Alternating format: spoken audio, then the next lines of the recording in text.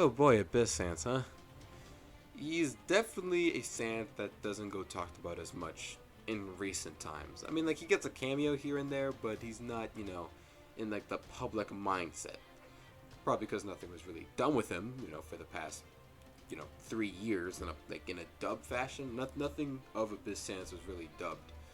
So, and after 2021, everything just kind of stopped. And nothing new Abyss-wise was really being made. The creator of Abyss Sans is Metacast, and they're not, on the forefront of everything, not anymore anyway.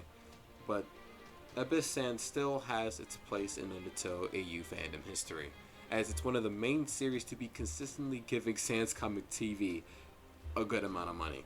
Literally every video about Abyss Sans pulled at least over 200k views at the bare minimum, and some even hitting like 300k and some even hitting 500k, which is really good. Now the quality of the story is, a completely different story. So, is it as good as we remember? Probably not, but who knows until we start talking about it.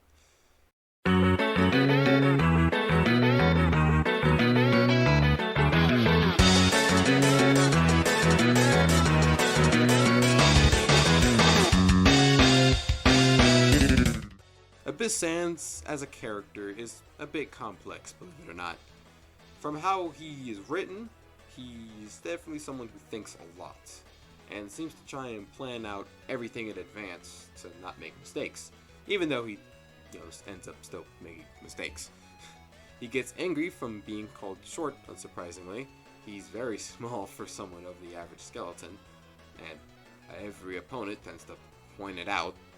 Damn near everyone, I swear. Everyone who is opposing the guy, except for maybe like one or two, is talking about his height in some way, shape, or form, and sometimes it's actually kind of hilarious. Just me, or is the Shorty Sans the smallest of us all? Shorty!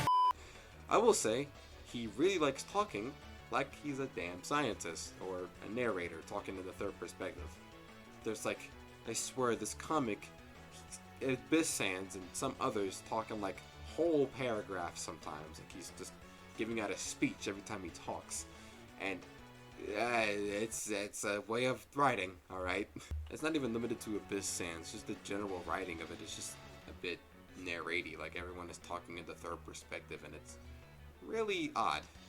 Like, I'm not even joking. You could just go to like some random episode from Abyss Sans and you'll see that Abyss Sans or someone else is talking like they're presenting in an essay and really giving out a lot of exposition. And it gets really jarring sometimes, and it's abundantly clear that Metacast just didn't want to leave a lot to interpretation of what, Abyss was thinking, so he decided, no, I'll just, let him say everything that's happening around him, like, the food there is really poisoned. It must be poisoned, it has dust on it, moldy, so is the potatoes. You can't eat that. Like, golly, bro, yeah, I see, Abyss, I see that. And I get, writing like that can definitely help alleviate and not have people, misinterpret what you're trying to go for in a scene, but by God, it's a lot. And considering Abyss is the main character, you're going to be hearing him talking like that the whole time. Like, it gets abundant at times when you see that literally, half of the drawing is spent writing text than it is of the actual art sometimes. Especially when the show gets really, really exposition heavy. Abyss talks like a fucking madman, or he thinks like a madman, because he has a lot to think. He has a lot to think about, really. Jesus Christ. Going back to his character, he can be a real sneaky little guy, and honestly can be generally clever, even if it seems like he overthinks some things from time to time. And apparently, he's very special, as his soul and magic are very different from a lot of others. Damn near every opponent he goes against mentions something that's different, that, he's different from other monsters, he's not like our kind, because, well, I guess he's not.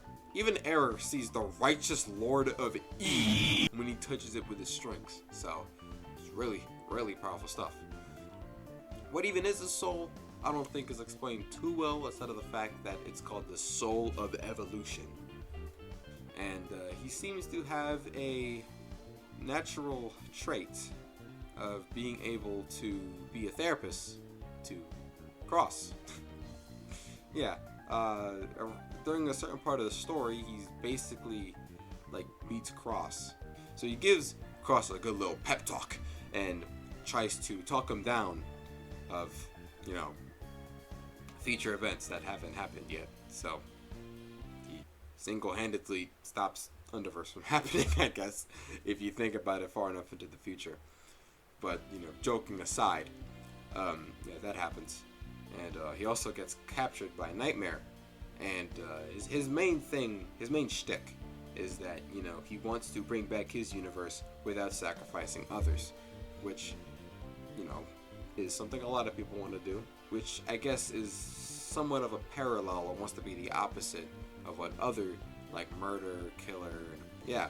And off screen, he, you know, breaks out of, you know, Nightmare's castle. And off screen, I don't know if it's shown, but yeah, some android named Mecha, you know, came out of nowhere and, you know, saved them.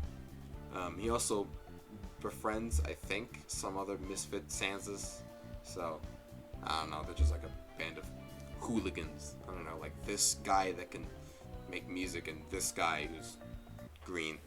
I forgot his name. There is also like another papyrus from another universe, and this guy from the Covenant. Didn't really bother to remember his name, but you know, he did fight Abyss. And what Abyss's character is, I don't think has been fully completed yet, because Old Abyss kind of just ends, and New Abyss isn't finished, I think. In general, his character is just okay. There's nothing really that stands too much about his character that makes him any different from literally any other Sans out in the multiverse.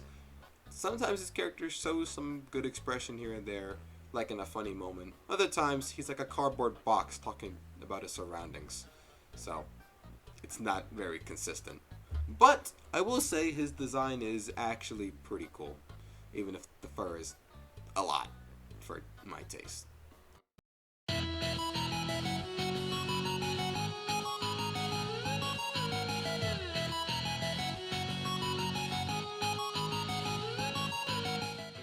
Now for power scaling, in general, he's a decent tier from a lot of other Sanses. He's definitely, you know, above the average Sanses. You know, people like, you know, base Sans or Underswap Sans or Underfell, you know, all like the base level Sanses. It's kind of implied that Abyss is stronger than Dust, Killer, and Horror in a 1v1.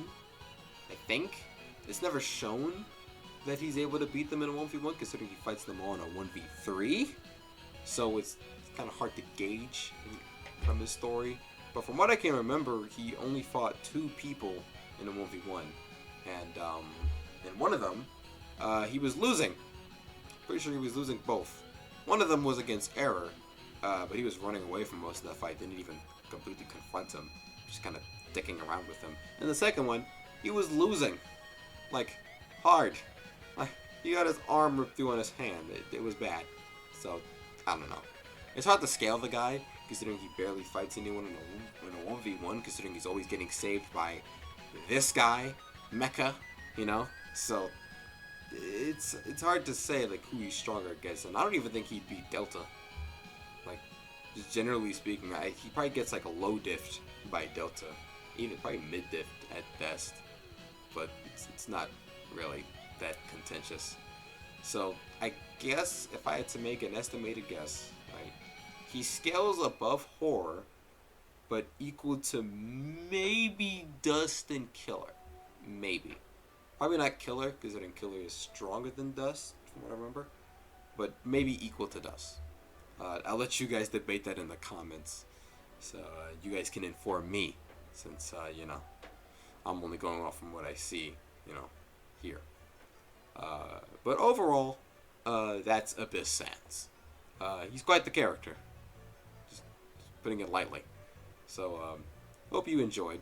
Make sure to sub and like. Here's his place on the tier list. And in case you're wondering, yeah, Madness beats him too.